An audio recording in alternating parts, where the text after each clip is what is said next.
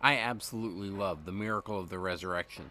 There is this glorious tandem of Jesus giving his life for us, dying so that we can have an everlasting means of being forgiven for our sins, and for this idea of a glorious new life that comes after death.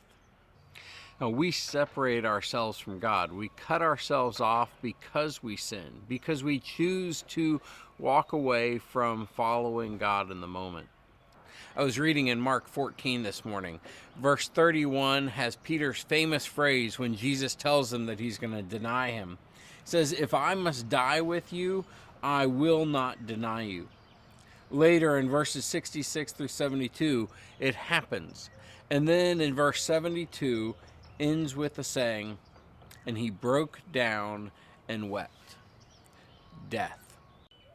I think we all know what those death moments feel like. When we hit our lowest point in life, when the rug gets pulled out from under us. For Peter, I think this death moment comes precisely when he denies Jesus. He has said at the beginning, right, that even if I must die, I will not deny you.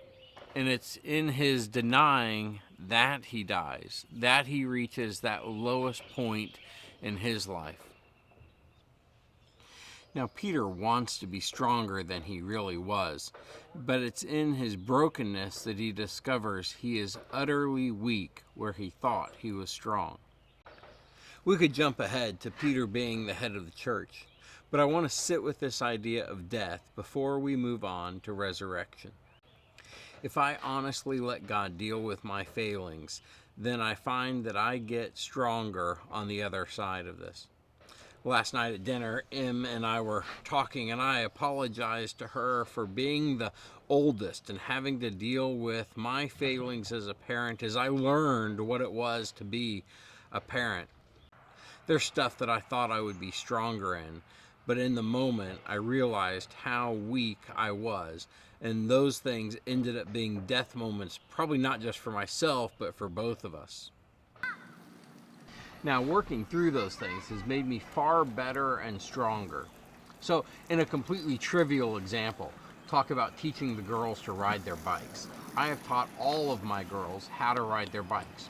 Now, Em and Kinsey's lessons were probably not quite the Facebook-worthy lessons, we'll say. They were not the glorious pictures of children learning to ride their bikes with a loving father who was strong and encouraging. There was a lot of fussing going on both ways. Maddie, I don't have any memories of it being a bad time. But with Abby and Allie teaching them to ride their bikes, it was a glorious, easy, wonderful thing. And it's not because they were any better, but because I understood how to communicate, how to teach. I understood how to be encouraging a lot more than I did with Emmy and Kinsey because I'd done this a bunch.